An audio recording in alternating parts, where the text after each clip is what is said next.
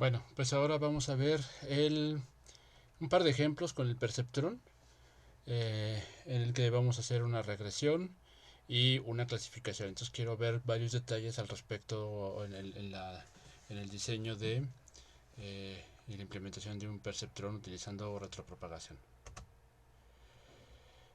Bien, aquí están los imports. Vamos a utilizar la arquitectura que ya habíamos platicado antes. Si recuerdan, les había hablado sobre las funciones de activación. Estas son función de activación y derivada. Este método va a generar los pesos, como ya habíamos visto antes. Y aquí está el proceso de entrenamiento utilizando retropropagación. Eh, entonces, esencialmente es lo que ya platicamos dentro de la clase, ¿no? Este método regresa un historial del error y los pesos ya entrenados. Ajá. Eso sucede. Entonces, nada más haciendo un repaso. Primero, cómo funciona la retropropagación. Eh, vamos a vamos a hacerlo durante una cantidad de iteraciones fijas y agregamos un nodo de sesgo para después hacer feed forward. Esa es la primera parte. Después de hacer feed forward, medimos el error, que tanto difiere nuestra nuestra función de lo que debimos haber lo que obtuvo la red versus lo que debió haber obtenido, y después propagamos el error hacia atrás. ¿Ok? Una vez propagado el error hacia atrás en las deltas, en esto que llamamos deltas, que se van a encontrar en las referencias muy comúnmente, es por lo que vamos a cambiar, es lo que vamos a operar dentro de los pesos. Agregamos el error a una lista, la regresamos y los pesos entrenados. Y este es el método feed forward. Entonces, esencialmente una red neuronal, recuerden, lo que requiere son los pesos, un estímulo y las funciones de activación. O sea, que como en este caso puedo variarlo, estoy pasando a la función específica con la que haya hecho el entrenamiento. Eso va a ser importante para nuestra implementación. Ya en otras distribuciones está súper ajustado y, y automatizado, no tienen que cuidar eso. Ya una vez creando el objeto, sabe el paquete sabe perfectamente qué fue lo que utilizó. En ese caso solo quiero ser muy explícito al respecto de qué funciones de activación se ocupó en cada caso. ¿Qué es lo que vamos a hacer? sklearn tiene un paquetito para hacer paquetes de regresión. Vamos a hacer una nube de puntos en X y en Y la etiqueta de la variable de regresión, pues, ¿no? Este, ¿Cuántos atributos vamos a ocupar? Tres, es decir, X va a tener tres entradas, son vectores en R3 y va a tener 2000 impulsos, ¿no? 2000 ejemplos, de los cuales dos de ellos son informativos y una cantidad de ruido, pues ahí ese es un valor real que va entre 0 y 1, ¿no? Mientras más ruido, pues más difícil. Así se ve nuestra gráfica, así se ven los atributos que utilizamos. Y ahora hay un detalle importante. ¿Por qué tenemos que centrar nuestros valores entre 0 y 1? Pues básicamente porque la sigmoide y la tangente hiperbólica se saturan o alcanzan sus valores máximos entre menos 1 y 1 en el caso de la tangente hiperbólica, y la sigmoide lo alcanza en, en el 0 y el 1. Aquí lo que grafiqué fue la tangente hiperbólica, que es una de las funciones de activación que vamos a utilizar. ¿Por qué lo pongo? Pues porque fíjense que si pasamos valores más allá de 2 o de... Sí, de 2, el valor máximo de la tangente hiperbólica se alcanza. Lo mismo pasa con menos 2, se alcanza el valor más pequeño de la tangente hiperbólica y cualquier otro valor va a ser ya menos 1 o 1. Entonces, si quisiera yo diferenciar, si quisiera decirle al gradiente en qué dirección avanzar, es imposible para cualquier método de detectarlo, dado que aquí ya todos los valores marcan 1. Por eso tenemos que centrarlos entre menos 1 y 1, o hacer normalizarlos utilizando la gaussiana, ¿no? Eh, o sea, es decir, sacando los valores z. Aquí es también una de las gracias que hace sklearn, lo estoy haciendo aquí. Hacemos con standard scalar, centramos, normalizamos los datos, es decir, utilizamos este proceso de eh, dividir entre la desviación estándar, bueno, centrados ya en la media, y así se ven ahora nuestros valores. Bueno, creo que los podemos graficar. Fíjense, lo que varía son, evidentemente tienen que ser iguales, simplemente los trasladé. Nada más que los valores ahora varían entre -3 y 3, ¿no?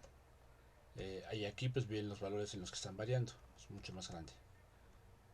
Bueno, ahora vamos a graficar o a diseñar nuestra red neuronal.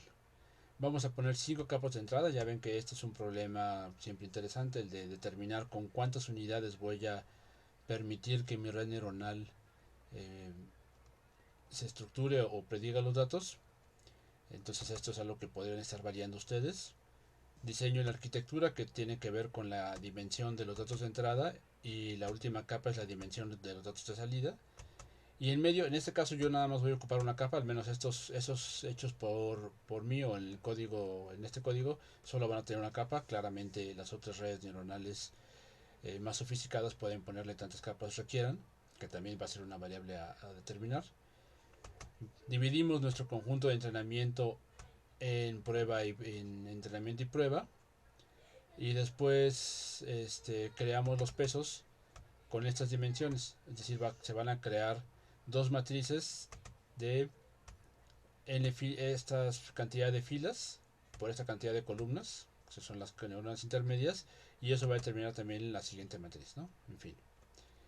Después la constante de aprendizaje van a ser valores muy pequeñitos, también pueden variar esto para darse cuenta cuál es el impacto en el entrenamiento, y la cantidad de iteraciones, ¿no? En este caso no se requieren más de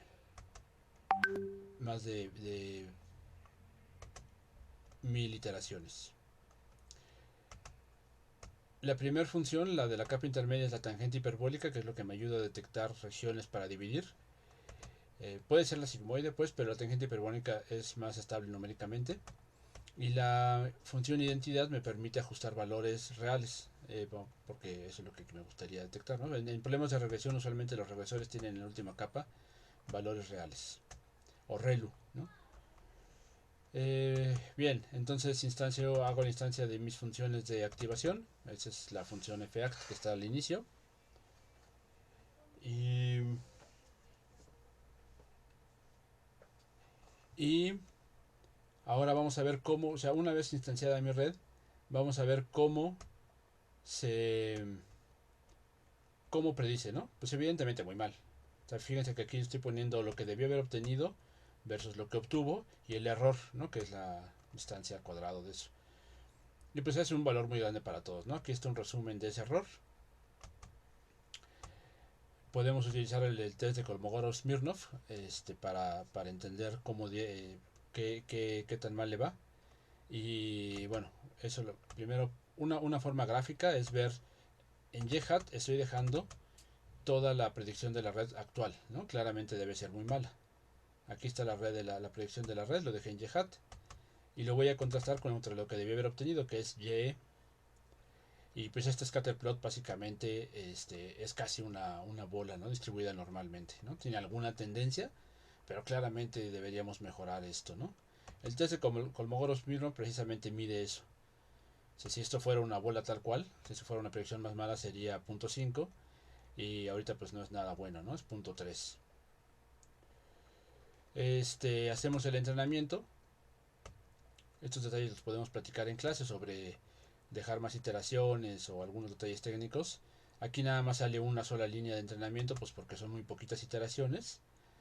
Y la red entrenada, la evolución de la función de costo se ve así. Debería ser más bonita, debería ser más suave. En otros casos, con las condiciones iniciales correctas, pues es una curva más suave.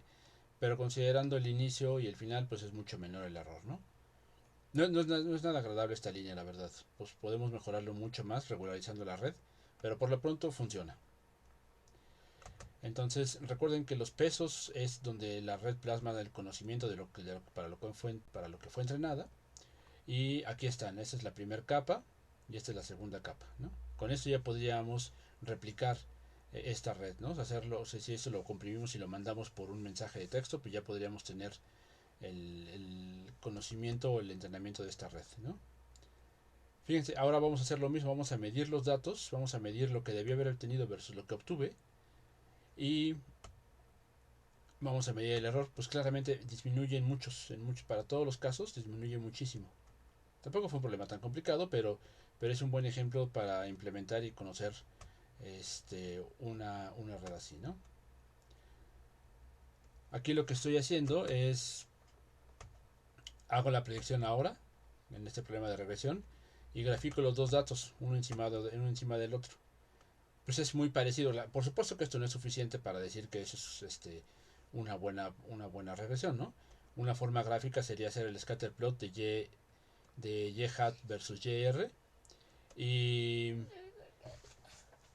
y se ve así. Si esto fuera idéntico, debería ser una línea recta. Pero, bueno, no es una línea recta, pero ya no fue la nube de puntos que teníamos antes. Y aquí hacemos el mismo test de Kolmogorov-Smirnov. Y, y se ve, el test es mucho mejor, ¿no? Es casi cero, pues, ¿no? Bien. Eso, eso es el, eso es el test, o sea, ese es el ejemplo para regresión. Tomen en cuenta que aquí lo que hicimos fue instanciar una cantidad de nodos intermedios de la capa de intermedia, y particularmente la función de activación era la identidad, ¿no? Que les digo, en paquetes más sofisticados como eh, Keras o PyTorch, eso ya está automatizado, ¿no? O con Relu se puede hacer una buena aproximación. Ahora vamos a ver el caso en el que tenemos clasificación. Hay un pequeño cambio. Suele haber un pequeño cambio en la implementación, y es lo que voy a revisar ahora con ustedes.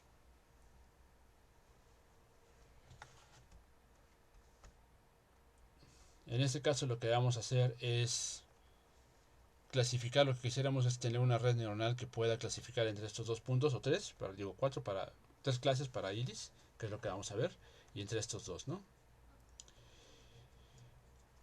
¿Cómo, cómo hacemos, cómo se predice cuando queremos clasificar? Podríamos hacer el truco con la sigmoide y los valores que estén abajo de punto 5 que sean un caso, y los que estén arriba de punto 5 que sean otros. Pues podría hacer y utilizar la misma implementación que habíamos hecho en el caso anterior. O bien lo que podemos hacer es transformar nuestros datos utilizando esta técnica de one hot encoding, ¿no? One hot encoding lo que hace es que toma cada valor categórico y hacemos un vector impulso en el que la entrada iésima tenga un 1 y las demás 0. Por ejemplo, si tuviéramos valores entre hombre y mujer, mujer podría ser el vector 1, 0, y hombre podría ser el 0, 1.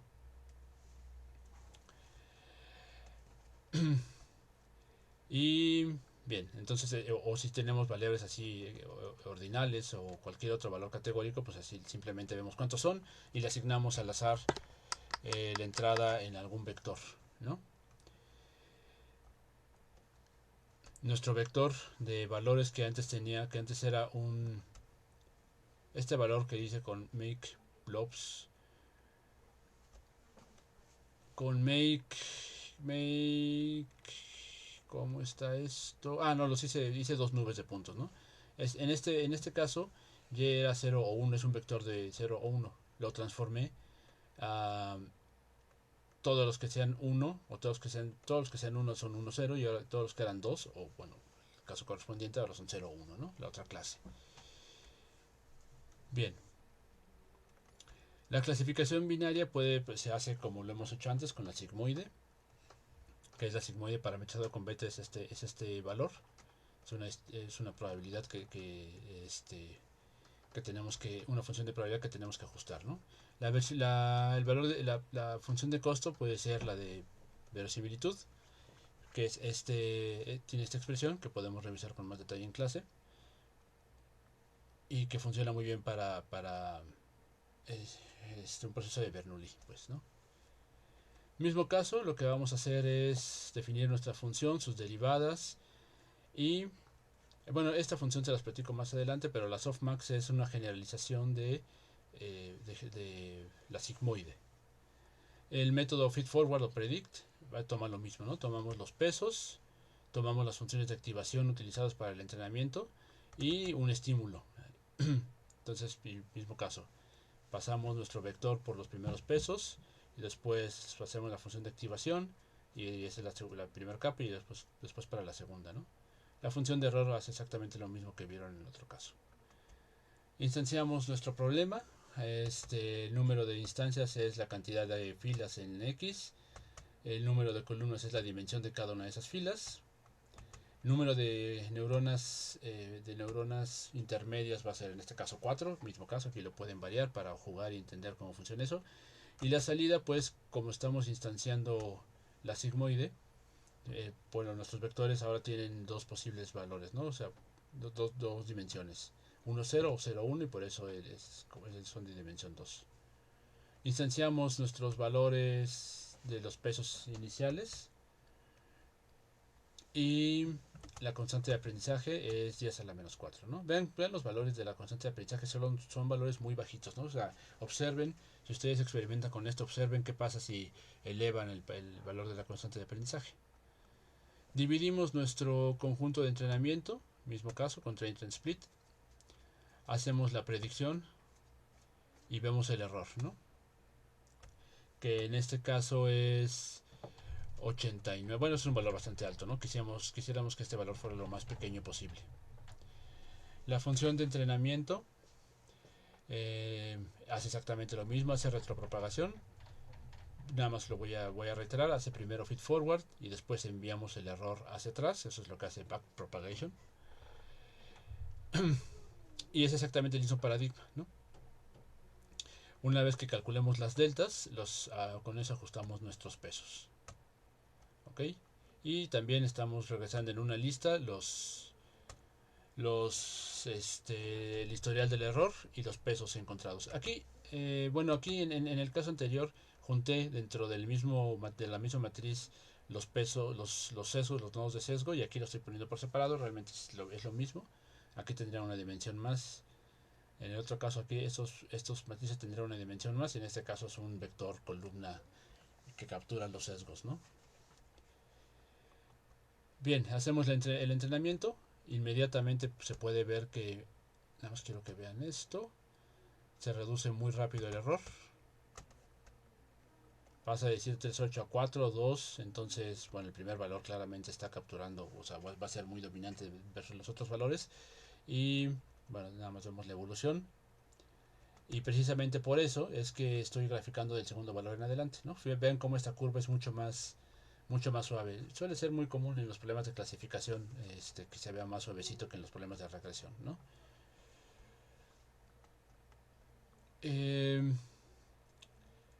Observamos el error después del entrenamiento y me queda, pues, eso es lo que esperaba, ¿no? Que el error fuera mucho más bajito. Aquí observen, elemento por elemento de mi conjunto de prueba, estoy viendo qué es lo que obtuve, qué es lo que debía haber obtenido. Y pues la verdad es que para todos latinó, ¿no? Latinó muy bien. Bueno, no latinó, lo pudo abstraer pudo trazar ese margen entre las dos nubes de puntos. Y bueno, pues ya así con eso hicimos un problema de clasificación. Ahora vamos a hacer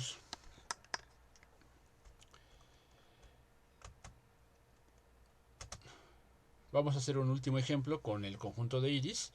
Y en este caso vamos a ocupar una generalización de la función sigmoide que se llama softmax, ¿no? Que no es otra cosa que una distribución de probabilidad para un vector, ¿no? Donde cada entrada es una distribución de probabilidad independiente de las demás. Entonces, ¿cómo funciona eso? Pues lo que vamos a hacer es, lo que esperamos de cada vector es que sean valores reales, pero excepto la clase indicada, la entrada iésima, va a tener un valor más cercano a 1.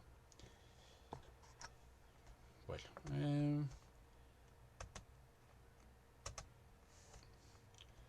y a diferencia de, bueno, una forma de capturar el error, la función de costo, puede ser esta función, es la que usualmente se ocupa con softmax. Es decir, canónicamente se ocupa con softmax la función de costo cross entropy, que es una generalización de la verosimilitud que habían visto en el caso anterior, ¿no? El conjunto de datos de iris ya lo conocen. Aquí lo que voy a ocupar es esta función también de sklearn, que tiene la maravilla de transformar un conjunto de un vector de variables categóricas en vectores impulso. Bueno, esencialmente aquí editar entorno de ejecución, ejecutar hasta. Solo quiero que vean cómo se ve ese vector.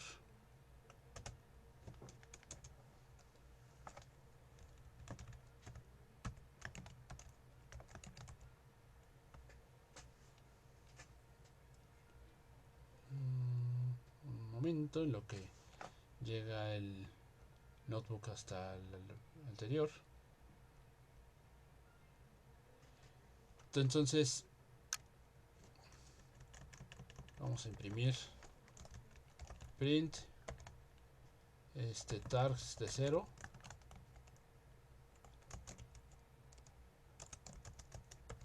Y el mismo vector ya codificado, ¿no?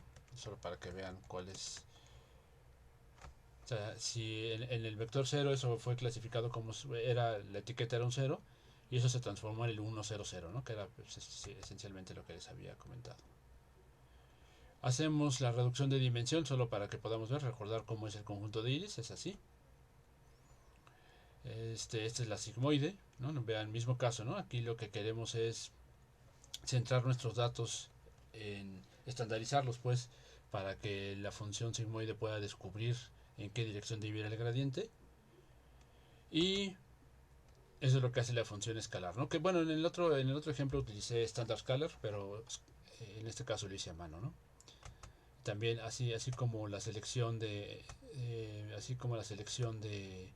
el conjunto de entrenamiento y el conjunto de prueba, ¿sí? Lo que podemos hacer es listar, ¿no? Tener una lista de los índices, los revolvemos con shuffle, y después del 75% hacia atrás me quedo con eso para el entrenamiento, y del 75% en adelante me quedo con eso para la prueba, ¿no?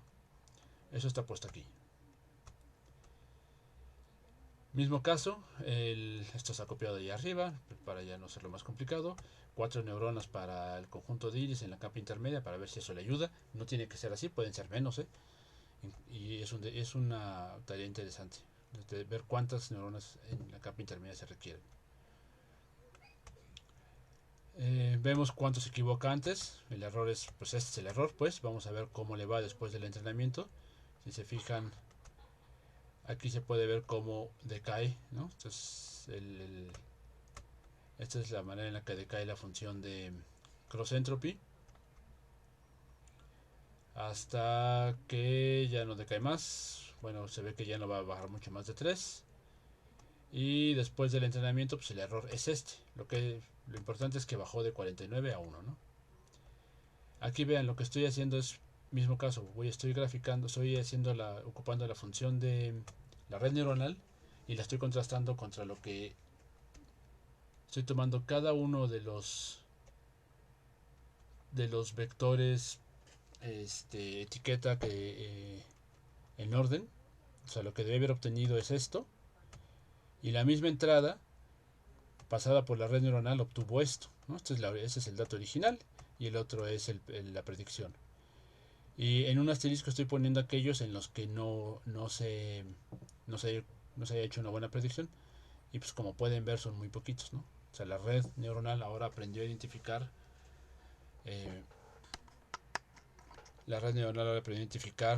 tomando como entrada los valores de iris, el alto y ancho de pétalo y sépalo, y puede decir con muy buena verosimilitud de qué planta de qué variedad de la planta estamos hablando. Bueno, entonces este es el ejemplo que quería mostrarles, y los veo en clase.